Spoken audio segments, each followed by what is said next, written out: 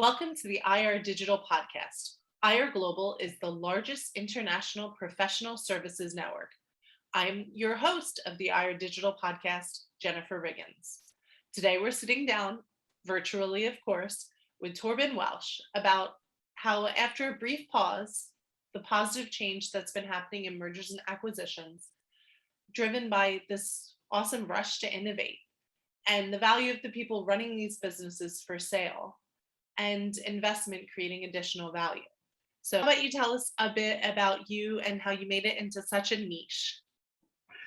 I have been an attorney for about 20 years, working in Colorado, New York, and Utah, where I'm based out of. And as I started off my practice, I began to become more and more involved in the corporate world and helping as general counsel, outside counsel for companies as they kind of tried to develop their assets, an asset strategy, a management program, and growth profile. And so as I began to do that for companies in a variety of industries, including the tech industry, the restaurant industry, and then in the real estate industry, being involved in deals that kind of expanded from very small acquisitions to much larger acquisitions.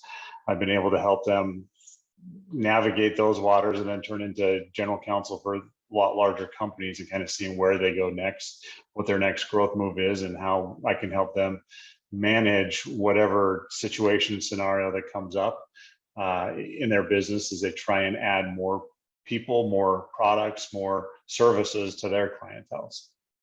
So, Torben, how did you decide that this was the good fit, and how do you manage what seemed, from someone having grown up in the US, three very different states and very different economies? What type of target industries do you work at, and how does that factor into your business? Yeah, everywhere that I practice, I mean, there are different industries. And in New York, I do a lot of finance work because that's where a lot of the banking is. And so we help them as they actually look into their clients who are either looking for loans or expanding or making these moves. So we represent a lot of them. And then as it kind of transferred back over to the West, the Mountain West, Colorado is when I was actively participating in the office there. For about 15 years, it was a growth economy. Everything was happening. A lot of tech industries were coming in, and it was just booming into industries that were specific to that region and specific to a mountain environment. And so through that time, we worked with a lot of startup restaurants. And then so we started from Chipotle Mexican Grill, and then expanded into a lot of other restaurants, Matt Green's, and different ones that now have become based in Denver. And Denver really is kind of the fast casual mecca for restaurants. And so as that became something that we began to do and helping them on their corporate side, their real estate side, it became obvious that there was a need as the tech industry was slowly moving away from California to different areas, and a little bit in Colorado, but an area in Utah called Silicon Slopes, where a lot of the companies had come. And so as I began working with those clients, kind of from our home base in Denver, it became very important to open up an office in Utah to be closer to them. And I had graduated from the University of Utah, so knew the area well. And as we came here, it became really a good fit for us as we were representing startup tech companies primarily, as they were looking to make their next move from either a pre-seed or a Series A rounds of funding into B and C, acquiring different companies, acquiring different services, and having a bigger footprint wherever they were. And Utah was a smart place for them. The level of workers and employees that they can find here in Utah are all very highly educated.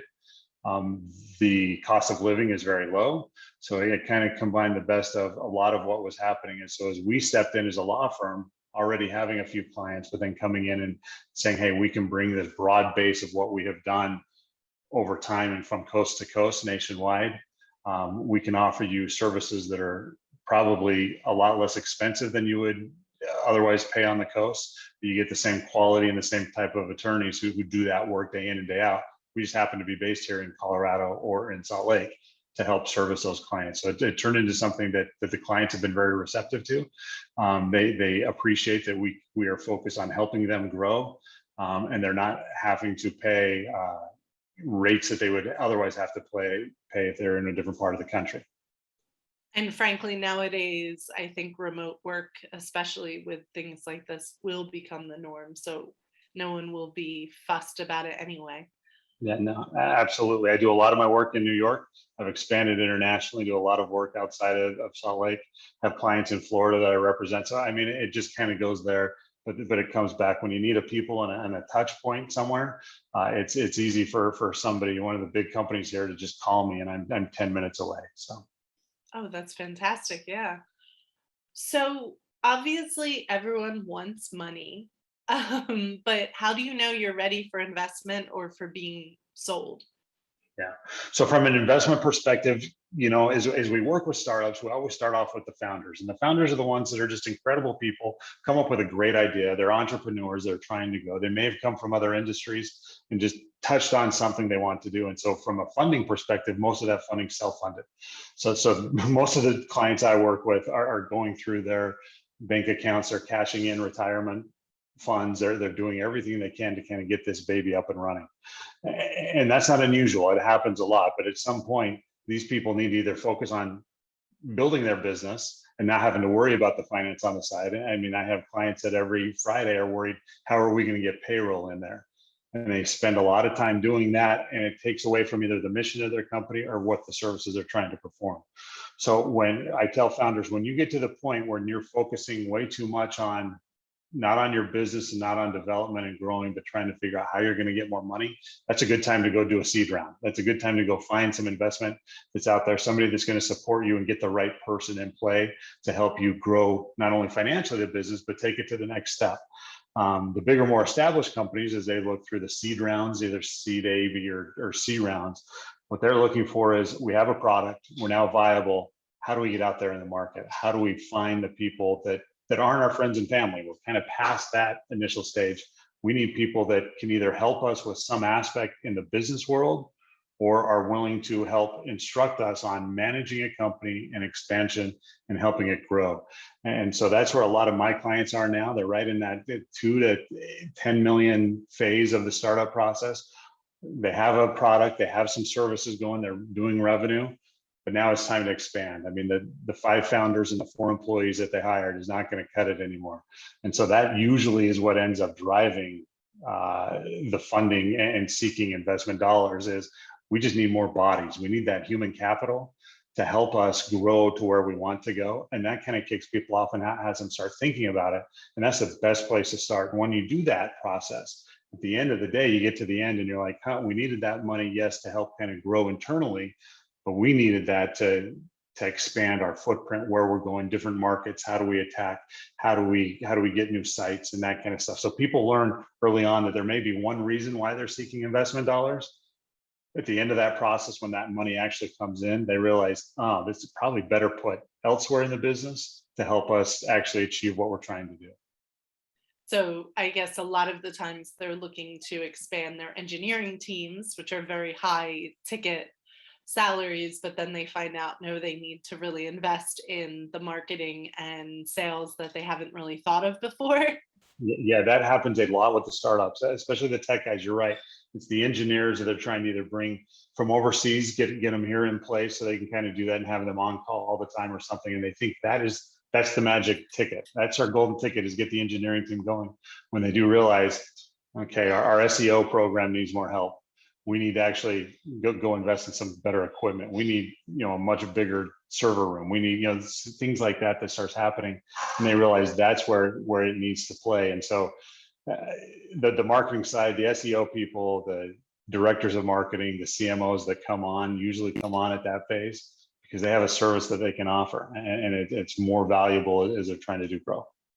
And of course, as increasingly, I'm sure your businesses are in the AI or machine learning space, that involves a ridiculous amount of cloud storage and processing power that probably a baby startup can't afford anymore. Yeah, they can't afford it. They think they can. I've had many clients that actually go out, and that's where they put their initial money. You're like, guys, now you don't have anybody to run it. You don't have anything to do that. So you have to kind of adjust that. But those are learning processes that the founders go through. And to get the right people involved with them, as soon as they start asking for money and reaching out to investors, I am surprised how many great lessons are learned during that process by these founders. They understand where their strengths are. They understand where their weaknesses are. They understand if there's a problem with their pro forma and their business plan.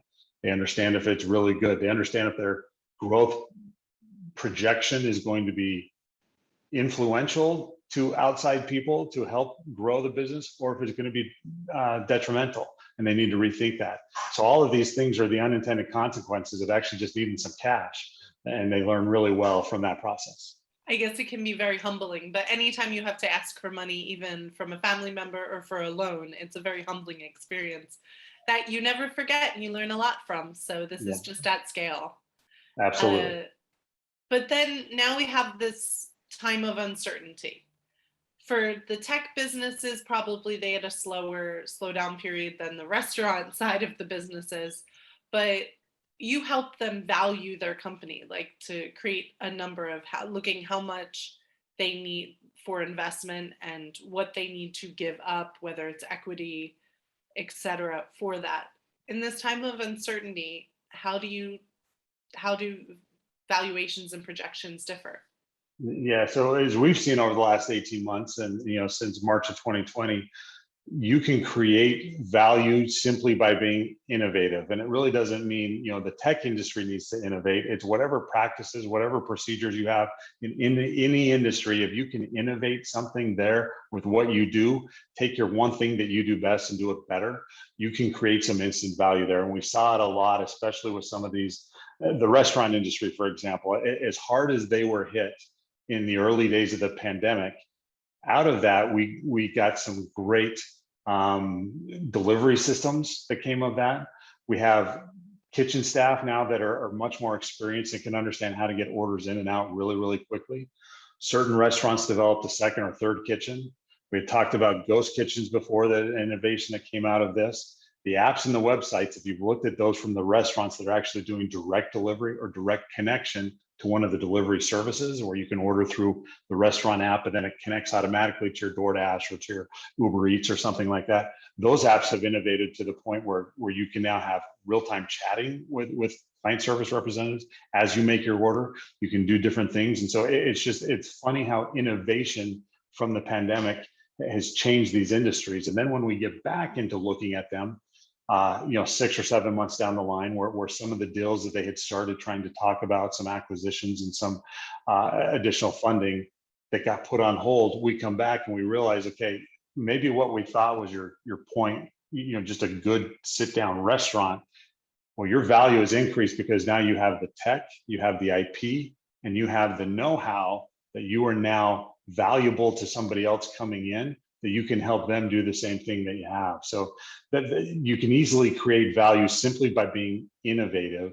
It's easy to see in those industries, but even some of the office industries, they learned how to manage human capital outside of the office 24/7, how to set certain things up, how to utilize Zoom, how to take Zoom and Teams and Blue Jeans and some of those other video platforms, how to utilize that as a client development tool, how to utilize that as an internal checks and balances, how to actually market from those type of services. And that has created more value for these companies, because now I know several companies that had nothing to do with marketing before, but now figured out a way internally to make Zoom calls really, really effective, and how to share and how to get stuff out to their clients. That now that has become a whole division of their company. How do we utilize what we learned during the pandemic and get it there? So when outside people come in, they say, well, that's increased your value. So instead of just being worth X, now you have a couple multipliers on there, because that's something that we can incorporate in. Or as you're looking from the loan side of it, it's a whole different business line now that a banker or an investor can come in and say, now you have a separate line of business where revenue can be generated and it can come through that. That's not what you had 6 months ago. Let's go back to the drawing board and see if maybe there is some additional room for us to help grow this business, or utilize our contacts in the industry who may be able to take what you've innovated and create something more valuable from it. A lot of this innovation is cost cutting because you're not traveling anymore. You may be downsizing or getting rid of an office. Restaurants may be utilizing outdoor space that costs them nothing or significantly less, things like that. Do you find that companies are asking for less money now because they know how to do more with it? Yeah, I think they are a little bit. They understand that. What I try and tell people is, as much as the innovations occurred and as much as your books ended up looking pretty well at the end of 2020 and halfway now through 2021, your books look good. Remember, your costs have gone down too. So you need to realize this is not a typical 18 months that we've had from a business perspective. So even though you may sit here and think, yeah, our value's gone up, but our actual cash outlay and the nut that we're paying is less, and this is going to carry on forever, it probably won't. We know it won't. And you're talking about like restaurants that have been able to access streets to put tables on, and that's their new outdoor patio area, and they don't have to pay for that. That's going to shrink really, really quickly if it hasn't already, and so that's not going to be there. So what does that mean? It means they're not going to get the same amount of customers coming through. Hopefully they have other options to do that, but the cost side of that is going to fluctuate. And so I tell people, don't count on what your costs were as you're trying to determine your business and your next move. Think about what it was in 2019. Let's compare them. And what have you done to increase your services? How have you made yourself more valuable there? And then let's go borrow the costs that you were doing in 2019 and add it to your new pro forma, and let's see where you go there. And that's what you need to base your decision on. Don't base it simply on, well, we didn't have any costs, but our profits were high, so therefore I don't need enough. You might need to, use what you did good business wise to your advantage, but don't undersell it when you know, and everybody kind of knows, your wages went down, your delivery costs went down, lots of things may have decreased, and they're going to come back, and when they do, you want to be prepared for that. And also the cost of employing people has gone up, both in the restaurant industry that are finding they need to go to what some states minimum wage is, not federal minimum wage, of maybe 15 an hour, offering some sort of benefits, things like that. And certainly in tech, there seems to be no cap on salaries. The tech talent cap for hiring keeps going up and up and up. Yeah, absolutely. We see that all the time. And that's going to continue. It's a trajectory that started 10, 15 years ago on the tech side, and it's going to continue, because now what we've learned is tech kind of drives lots of stuff. Doesn't matter if you're not in the tech industry, you're going to rely on tech for something, and you need it. And so there's always going to be a marketplace for that. And if there's a marketplace for that, you're going to pay your coders a lot. You're going to pay your managers a lot of money, because they will help you in your industry, and that's great. And on the restaurant, the flip side, you're right. I mean, you have to attract employees, and it increases, get your wages higher. So a lot of my restaurant clients, if they're not some of the national brands, if they have 10 to 15 to 20 different locations, they're competing high, and they're making a lot of promises to employees, and they're still having to struggle today bringing in employees. But as soon as that kind of flips around, it's going to be imperative on them that they realize what that cost is, how to control that, and how to better get the people that have been loyal to you through this to continue to work for you. The industry has about 100% turnover on employees year over year anyways. At some point, you need to stop it. A good way to do that is wages. That's what the market economy helps us do. And so I think you're going to see the more successful restaurants are going to be the ones that can retain employees longer. And they retain them by the benefit package, and the wages are going to be a little bit higher, well above and beyond the federal minimum wage that's out there. And to be honest, as we go back, we're not missing eating out for the food that much, because we do get exceptional delivery. We're missing out that point of contact, that point of personal connection. So having a wait staff that we know regularly, having our own cheers, is more of what we're looking for anyway. So that does create added value in return customers, because even if you are a chain and you have certain standards, it's people that are selling that food. Yeah, it absolutely is. I'm sure a lot of your business is advising people on what type of investment or even partnership or acquisition they're looking for. What type of advice are you giving them, especially in this time of transition, we'll call it? Yeah. So, pre-pandemic era, it was a little bit of both. It would be equity. It would be convertible notes. It would be borrowing money with the intent of paying it back on a longer term. I mean, there was a lot of different options we had. Right when the pandemic started, and for the deals that were in play and practice, where they either got put on hold, or after a few months we had to redo what it was. Initially, we saw nobody wanted equity, at least in the deals I was working. They're like, we're staying away from equity. We'll give you cash, but we want a note. We want to make sure it's there. We're still going to put a member on your board. We're still going to control that aspect of it, but we're going to take a percentage of your revenue coming out, and we're going to do that until we're paid in full, and then we're going to kind of help teach you up and kind of go, which is fine. It happens a lot. But as the pandemic started to kind of get more deeper into it, but the economy started to climb back a little bit quicker in some industries that people wanted, especially in the higher space industries where we were seeing a lot more of the M&A work happening. The equity provision came right back in really quickly. People began to see, hey, there is going to be an upside.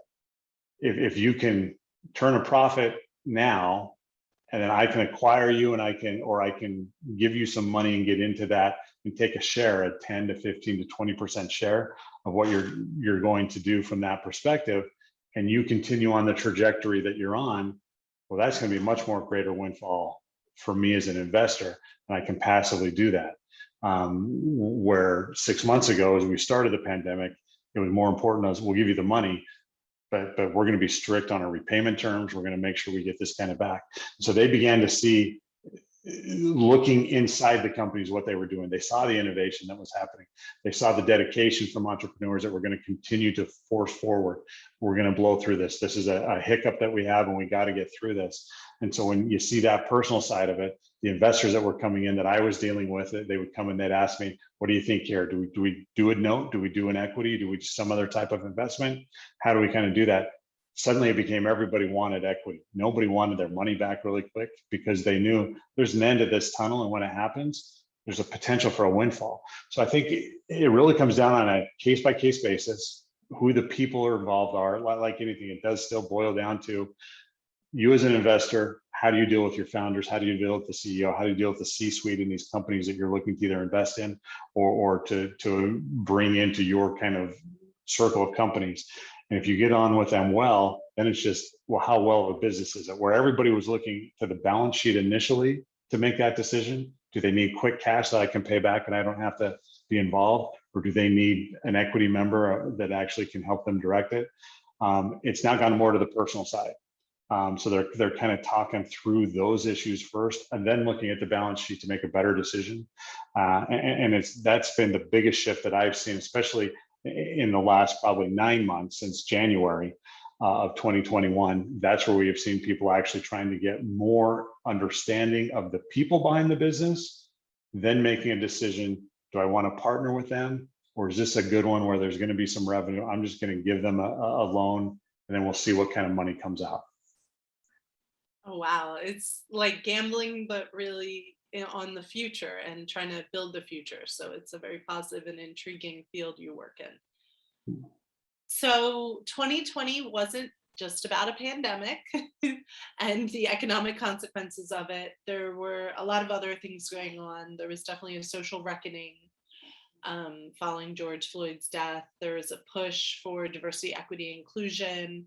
There's also, we have a climate crisis. And are these things changing any prospective buyers? Are they looking for something different in a company now? Are they looking for certain technologies?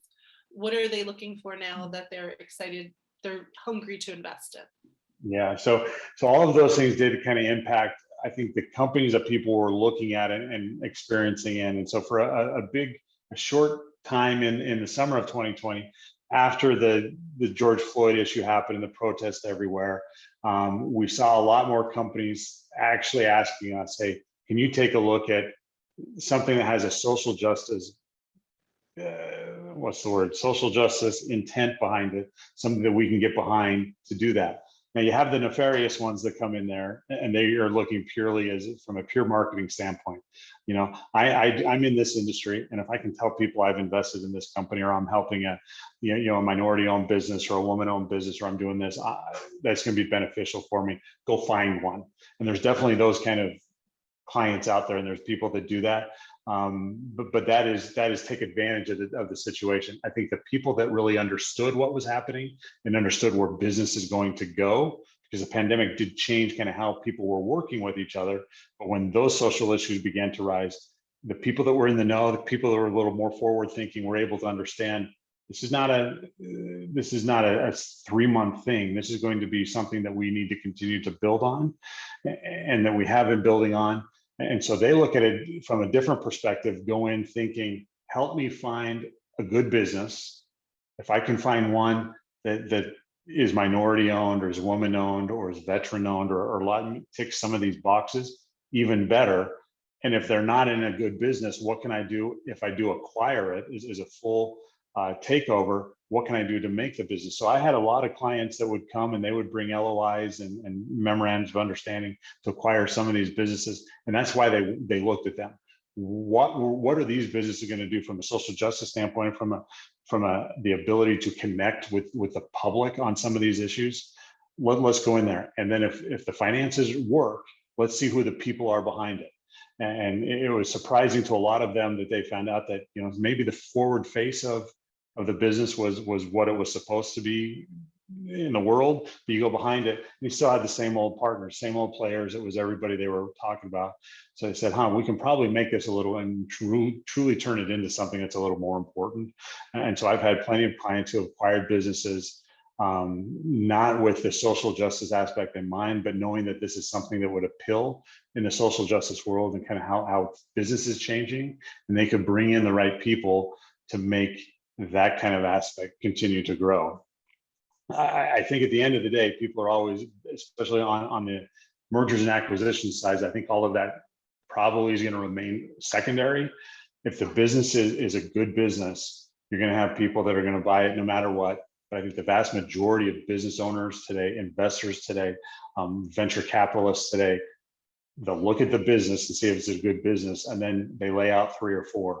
And then that becomes a secondary issue. Of these 4 opportunities I have, what kind of aligns with my thought process? Am I somebody that wants to invest in sustainable companies that are helping the environment? Well, then that takes off 2 of these from the pile. And so I think that's how the investors that I have worked with over the last few months, that's how they are viewing it. So instead of kind of targeting one company, I've seen them actually target some of these smaller ones, 3 or 4 different companies.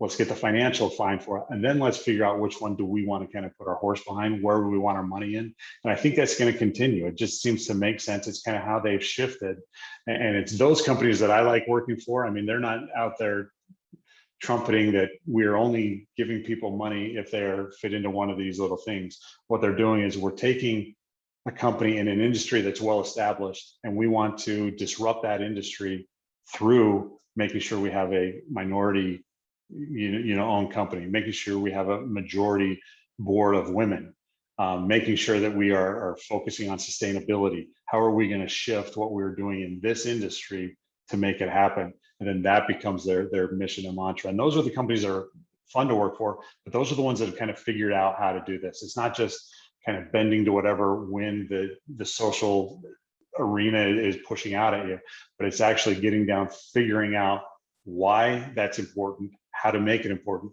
and how to change, not just on a company by company basis, but to change an industry. And we've seen that in the restaurant industry with sustainability, with recyclability, with minority owned companies. We've seen that in the tech industry, where I'm seeing more and more majority women board members on a board, running a company, helping advise, helping to understand. So we've seen that, and I think that's going to continue. And I think it's an exciting time to do that, as long as people understand, even those people that come in, my clients that are looking, hey, I'm in a minority owned business, how come I'm not getting money? We're still a business. It's that second part you have to do first. You have to make sure you're a viable business. And then with that other aspect of it, you'll be able to be successful. And we all know, full circle back to the point, that the innovative businesses are the ones that are selling. Statistically, the more diverse business is going to be the more innovative. So it just fits in together, and it's good for business. So when you see the good business, hopefully the person behind the curtain is innovative and from different backgrounds, and just fun to work with, because that's the point. Especially if you're matchmaking these companies, they need to want to work together. So I'm sure that can happen. So we are wrapping up another year. That went fast, didn't it? 2021. What do you think is the most interesting thing you learned about 2021? And in your industry, what do you think is the thing you're most looking forward to? Yeah, so I think what I've learned in 2021 is there's many different ways to do business. I think we initially learned that in 2020, everybody was like, "Okay, everybody go work at home. You have your home setups." It was kind of not usual for that.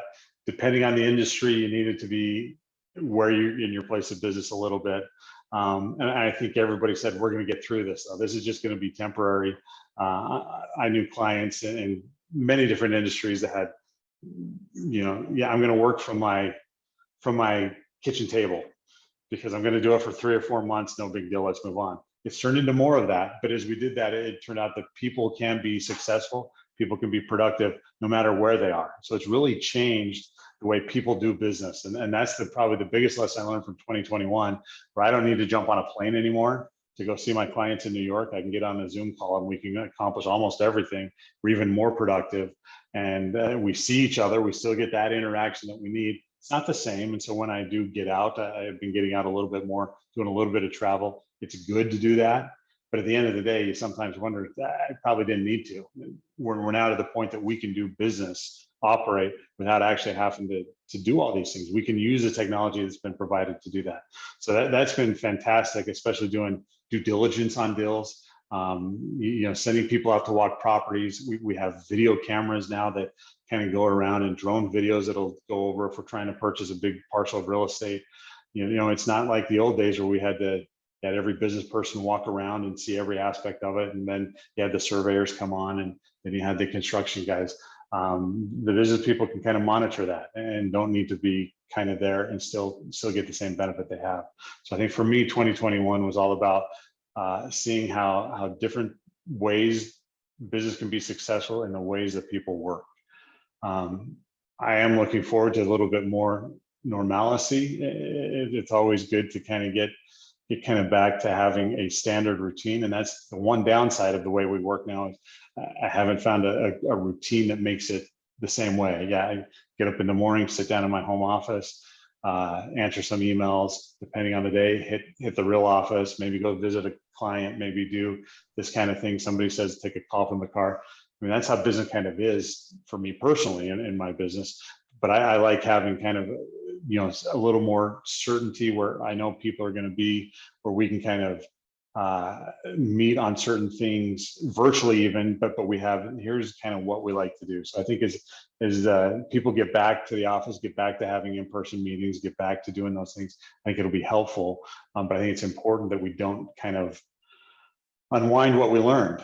I don't need to see everybody every single day. That you don't need FaceTime anymore to do, and not FaceTime, but actual, speaking with the people directly as much as you need to. That doesn't make you a better employee. It doesn't make you a better boss to go check people's offices. So I think is from just a working standpoint, the innovation that happened with the tech to make it happen, to make work function, is very good. And as it continues into 2022, we'll see that people are starting to do different things. I think it's just going to open up more possibilities. We're going to have happier employees. We're going to have people more enjoying what they're doing, more willing to engage a little bit more, because there's multiple avenues to engage. You don't have to wait for that lunch meeting on the third Tuesday of each month to meet with your team members. And in doing that, what that means is the investors that I work with, the clients that I work with, are going to have more opportunities to understand who they're reaching out to, what deals can be made. And I think we'll continue to see the great M&A work that's been happening over the last few months just continue, because now it's easier to get deals that happen, easier to see somebody's face to make that work. And the end game is going to be the same. And I think people will enjoy that. And it's certainly probably better for, especially in the tech industry, which has more introverts. They're not going on stage and having to pitch to a crowd of people one-sided. It can be a one-to-one Zoom and have a more quality experience that doesn't put someone literally on the spot. Yeah, I think it's a great equalizer. I mean, everybody's now having the same chance. And so if there's some aspects of how we used to do business that you don't like, well, guess what? There's an area for you, and there's a way to do it, and everybody has that opportunity. And so I think it's exciting for a lot of people, and I'm looking forward to seeing kind of how business itself shifts over the next year as people try wanting to get back to normal, but still have this new normal that they've talked about. How those combine and how we get business moving forward, how the industrial side of it works, and how commerce is affected. It sounds like you've thought a lot over the last year and a half, and you have us feeling a bit hopeful for the future. And for investors, I'm sure that are listening are feeling hopeful too to work with you. Yeah, I would love it. If you need anything, please let me know. Investment's going to be great. 2022 is going to be a great year, and so there's a lot of opportunities, and we're happy to help whomever we can. If our listeners want to touch base with you to learn more about you, your law practices, and if they have any questions, how do they get in touch with you, Torben? So go to our website. It's www.mesner.com. And you can reach out to me. You can find all of our offices there. We have offices in 10 different states, coast to coast, 110 different attorneys, people who do anything that you need. And you can also shoot me an email, twelch, TWELCH, @mesner.com. And I'm happy to chat with you or just answer any questions that you may have. Thank you so much, Torben. And thank you, listeners. These IR Digital podcasts are meant to be educational resources from experienced lawyers, accountants, and financial advisors with extensive knowledge on topics you as professionals need to know about. To learn more about IR Digital and its services, please visit irglobal.com. And if you found this episode useful, please consider sharing it. Thank you all so much and have a great day.